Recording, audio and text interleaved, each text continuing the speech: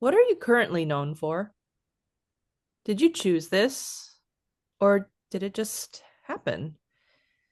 And is that actually what you want to be known for? Thanks for joining us today at the Healing Medicine Podcast. Who are you listening to? I am Dr. Jessie Mahoney, and my co-host is Dr. Ni-Cheng Liang. We are two board-certified physicians who bring decades of experience to the conversation about wellness. If you crave more ease and aspire to rediscover your love for medicine and life, one mindful step at a time, you are in the right place. We hope you'll love today's episode, and if so, please share it. A reminder that nothing in our podcast is medical advice.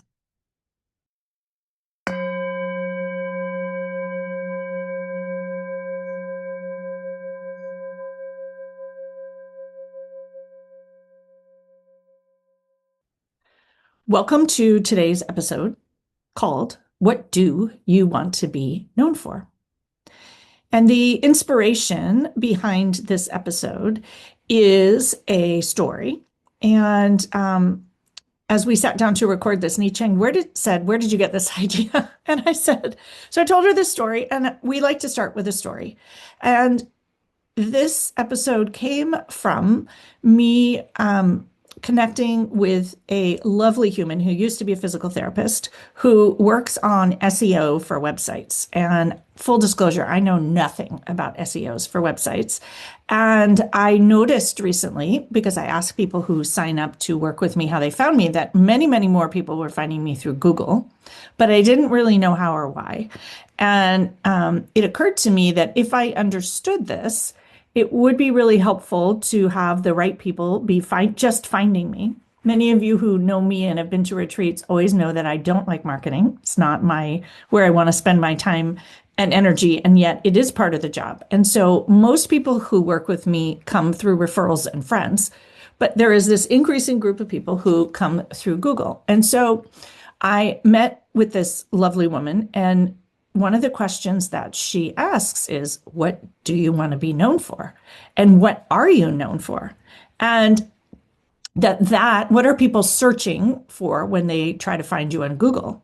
And are those the things that you want to be known for? And are those in alignment? And these questions somewhat blew my mind because I hadn't really thought about it. And I had this idea that maybe people were searching wellness, or maybe they were searching coaching, or maybe they were searching yoga retreat. But being intentional and thoughtful and purposeful about what you want to be known for is an amazing idea, and I think life-changing.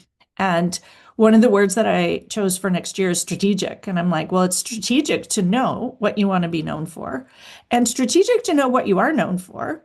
And as we're going to talk a little bit today, also be clear what you don't want to be known for. And those simple three questions, I think, can shift your trajectory in where you spend your time and being really clear on what is aligned for you and what is not. And what I came to realize is that most of us don't actually choose what we're known for. It just happens. It's a default. It's conditioning. It might be reinforcement. For many of us who are those eldest daughters or women in medicine, we did something well somewhere along the line and we got praised for it. So we kept doing it. And then it becomes our identity.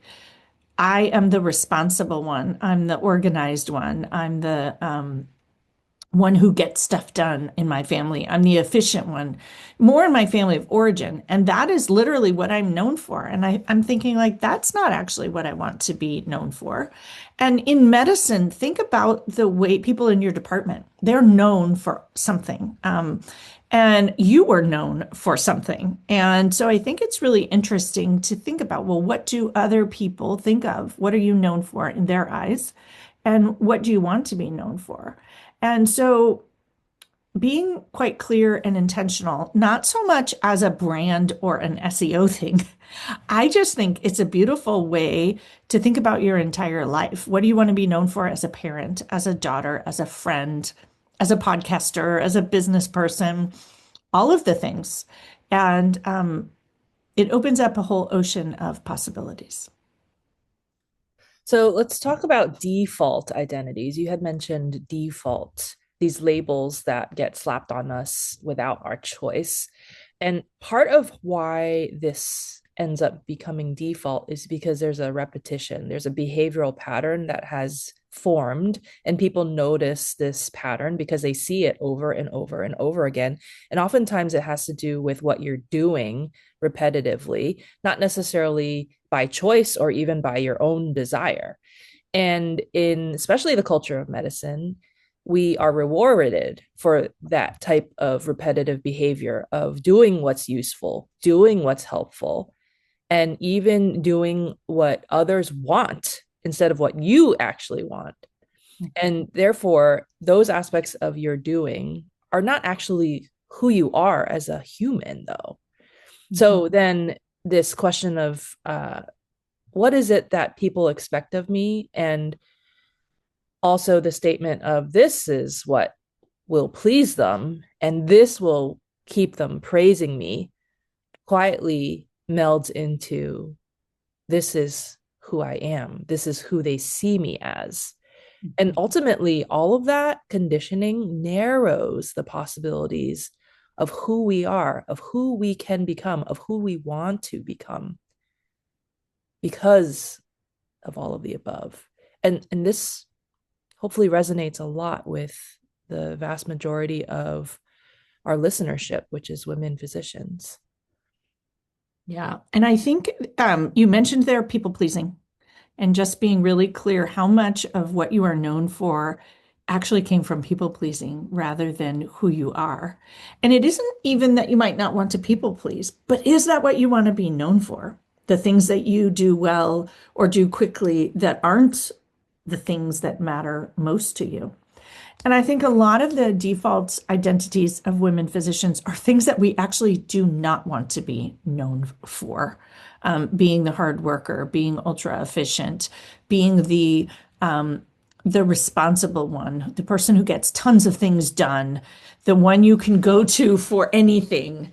If you think about your spirit or your essence, I would like to be known as something different. And so to me, pausing and taking a moment to think about what you don't want to be known for can also be really helpful in clarifying what you do want to be known for. When I was first asked the question of what do I want to be known for, I had a moment of pause. I was like, I don't know. And I'm someone who does really well when I think, okay, well, I know what I don't want to be known for. And if I write that down, it can help me know potentially what I do want to be known for. So I encourage you all to pause and take a moment to think about what you don't want to be known for. And some of it you might be known for already, and some of it you might not be known for, but it's going to help you refine and have clarity about what you do want to be known for. And call it out. So, do you want to be known as a hard worker? Do you want to be known as efficient? Do you want to be known as the one who pushes through and does hard things? And again, I think there's a bit of all or none in many of these things that we say, but being really clear. And I also invite you to be really specific about things that you do and don't want to be known for, that can be a really beautiful thing.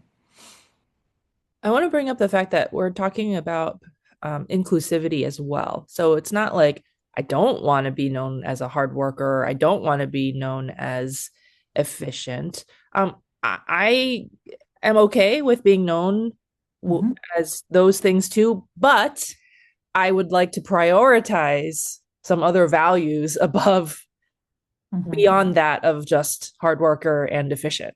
Right. Yeah. So Well, we and want it's interesting, the question, because it's really like what you're known for is your reputation or those most important qualities. Or when we think of Ni Cheng, what do we think of? And that's what I think of when I think of what do I want to be known for. Not that I can't also be these other things, but when people think of me, what do I want them to think of? And is what they think of me now what I would like them to think? Or what, I think it's this idea of paying attention to that and what matters to you. So, this next discussion point will hopefully offer some clarity in terms of delineating truly what you're known for now, right now, versus what actually matters to you. So, perhaps you've been valued in my circumstances, definitely for reliability, productivity, even self sacrifice, dependability, and again, hard work. And there's a difference between being respected for all of those things that I just mentioned and all of those attributes that are widely praised, especially highlighted and rewarded during medical training. But now, as a mid career attending physician, those attributes are somewhat important, but I don't want to prioritize the need to do all of those things all at the same time, especially if it means that self sacrifice is the cost. Because now I simply want to stay in alignment with my values of authenticity and compassion. And to call out that I am definitely on the infinite train of journey into self compassion. So, what's the cost of all of those prior attributes? I strive so hard to maintain as a trainee, as a junior attending. Well, let's name it. For me, burnout, mental health decline, chronic diseases, maybe even my cancer had something to do with it. What it costs to maintain an identity that no longer fits you is tremendous, and it affects mind, body, and spirit. And maintaining an identity that no longer fits is being known for things that you don't want to be known for, that aren't actually your true authentic self. I wonder for you if you want to be known for your authenticity and compassion. Oh, absolutely. Like my Yeah. values are definitely what I want to be known for. Yeah, yeah. Well, and that, as if anyone of our listeners is struggling with this idea of what do you want to be known for, think back to your values and see whether that helps you find it. And this question, what do you want to be known for, can be a filter, a decision-making filter. It can help you decide quickly and keep you out of resentment, keep you out of people pleasing, keep you out of things that are not aligned for you, and using it as a way like an orientation to direct yourself. I also think thinking about what you want to be known for helps you set boundaries. If you don't want to be known for something, or you're being asked to do something that feels out of alignment, you will potentially set healthier boundaries. And um, you might even want to be known, I'm thinking about your one of your words, for setting healthy boundaries. Wouldn't it be nice to be known as someone who has, I might say, clear boundaries or healthy boundaries? Maybe not, but I think for some people that would be important. And so the invitation of asking this question is to use it as a filter and to stop letting it be a default. Let it be a choice. And so choosing on purpose, what do you or we want to be known for? And we thought we'd share a little bit this exercise to help you think about some of the things that you might want to be known for. And I'm guessing that both of us approached it a little bit differently. I sat down and tried to make a list of, okay, well, what do I want to be known for? And I think it starts out for me as things because, or accomplishments of things that I want people to know that I had done, or ways that I would want to contribute. But I think the root of it gets back to your values. And probably for me, it's making decisions from love. And that's really why I always come back to the what would love do as a decision-making tool. And if I were known as someone who made decisions from love about everything, business, family, community, the world, that I think would be a beautiful thing. So, but more specifically, it occurs to me that I would actually like to be known as someone who shares this question of what would love do as a decision-making tool and helps other people do that. And as someone who offers solutions that actually work and someone who really changed lives and made a difference in the world. And I think that when I was asked this question within the context of my business, it was very helpful to kind of think about, okay, well, what do I want to, what do I want this business, which is also me, to be known for? What will I want them, what will I want it to have done? And some of the things that came up were, supporting people to stay in medicine if they want to and leave if they don't want to. So supporting that sort of freedom of thought and belief in possibilities and thinking outside the box and being creative and offering up things that work and transform people and cultures and especially medicine and the care that we give and the care that we receive, especially. And then if I'm thinking about qualities, authenticity is also on my list. And being courageous is also on my list. And being honest, and maybe truth telling. I don't really want to be known as, like, it's funny, a disruptor per se. And yet someone who is honest and tells the truth is usually a disruptor, but it's a different energy. And so I think just for me, it's really about honesty and truth telling and wisdom and offering possibilities and a path forward for people and myself that make the world a better place. And if I loop back to being a pediatrician, which so many people say, you've left medicine or whatever, I will always be a pediatrician at heart. I want to leave the world a better place for the next generation and for kids to grow up in now and going forward. And so when I think about it in that realm, it helps me make decisions about what individual things I want to be known for offering, what general thoughts I want people to think and feel when they hear the name or what I do, or when they arrive even for a retreat or to join me for coaching, what will they think of me? And I do want that to be accurate and aligned and feel very authentic. And so I encourage all of you to sit with it and offering that maybe what I described isn't totally clear. And I think that's because it's not totally clear in my mind. It's definitely an exploration that is something that's worth exploring. I'm definitely going to teach a yoga class on it because I often have my biggest clarity when I'm relaxed. Mhm. And ideas pop in, and having these conversations with you, and people will often email me back about things that came up in the podcast, and all of that ultimately leads to clarity. And so there's no hurry or no urgency to give 3 words that you want to be known for. You can come up with a long laundry list and then let it filter down and crystallize into something very clear. So for me, how I arrived at authenticity and compassion as what I want to be known for, and also my values. The values work came first, and I wanted to shout out Dr. Yvonne Ator, who is a certified Brene Brown curricular facilitator. So I met her actually first when she offered a Daring Greatly Brene Brown retreat here locally in San Diego, like now years ago. And that was one of the core things that we did as a group, was that she facilitated a session on values work. So there was like a whole list of, I don't know, 50 different types of attributes, characteristics.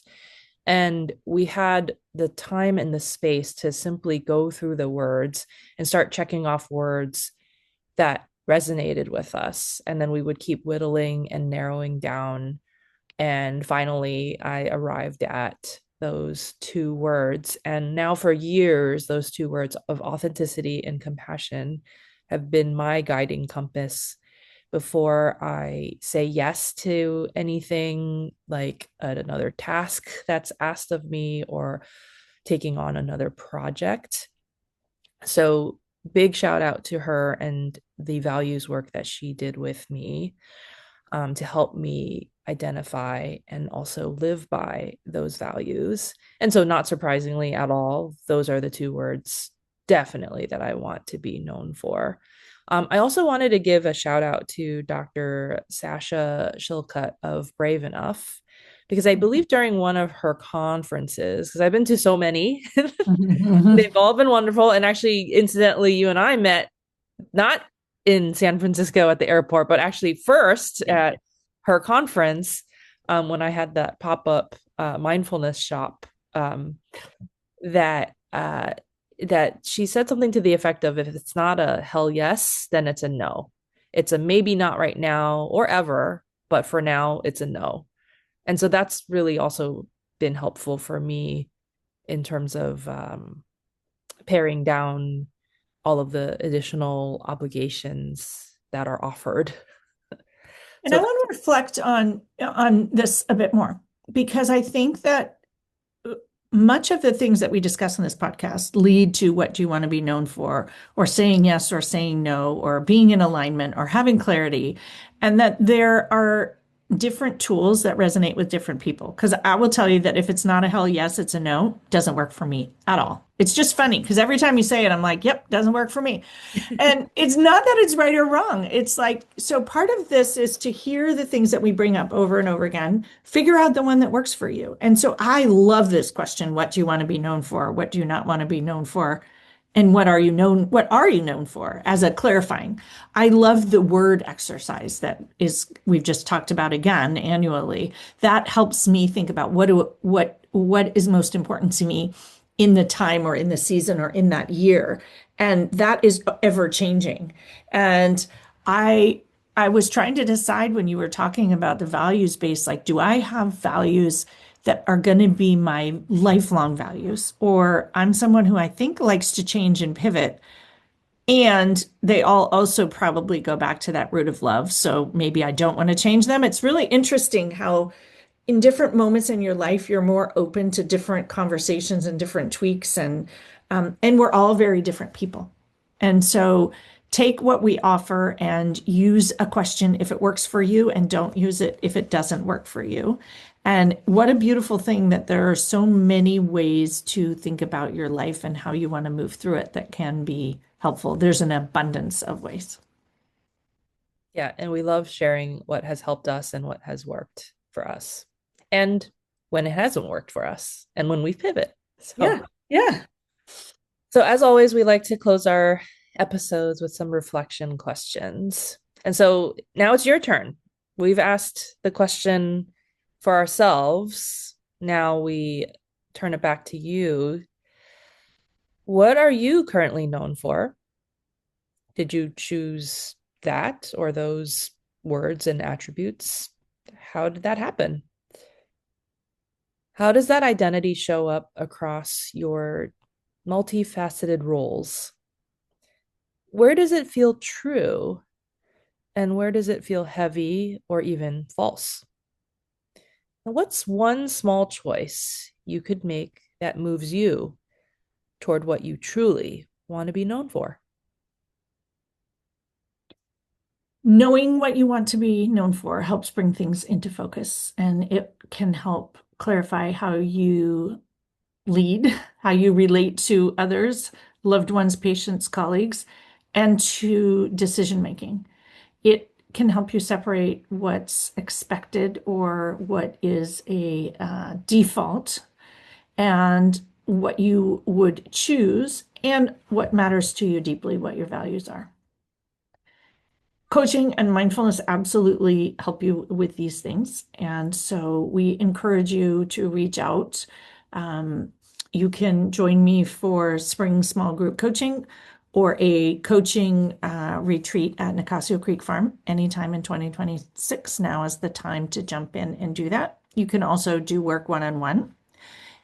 And or you can join Ni Chang and I for Connect in Nature.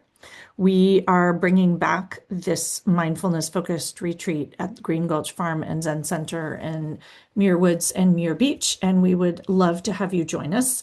Now is the time to sign up, and a reminder that the Connect in Nature retreat is the one where you can bring partners, friends, colleagues who are in medicine, out of medicine, and it's open to men, women, and any other identifying factors that you have.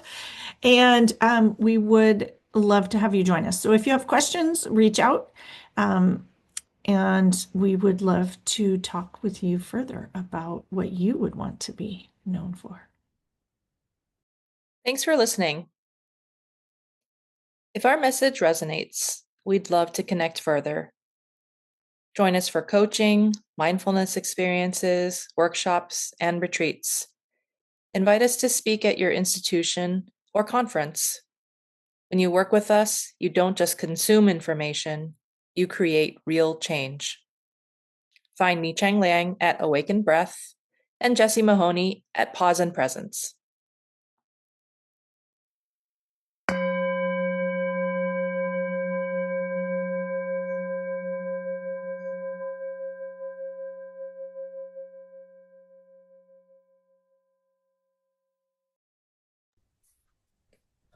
Welcome to this mindful moment offering. If it's safe for you to do so, inviting you to close your eyes or lower your gaze a few inches in front of you and crossing your legs, allowing the feet to be flat on the ground, noticing the support of your ground beneath your feet. Inviting you to notice your breath at the nostrils, noticing the in breath, noticing the out breath, and noticing the pause in between.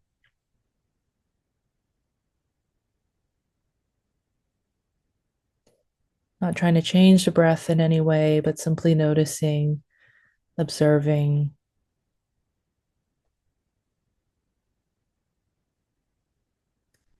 And as thoughts, other body sensations, or emotions capture your attention, you can choose to bring your attention back to your breath.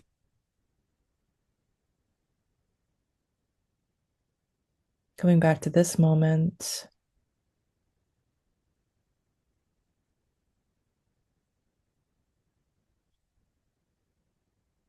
where mind and body are here right now at the same place and same time.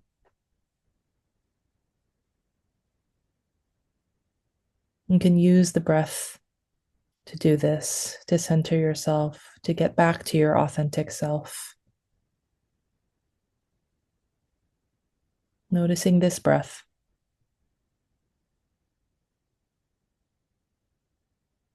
And this breath.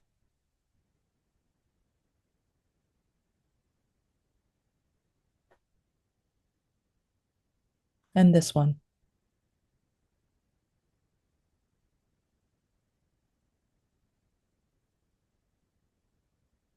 And as you're ready, blinking open eyes, letting the light back in, taking a moment to notice how you feel now compared to a few minutes ago. Thanks so much for practicing with me.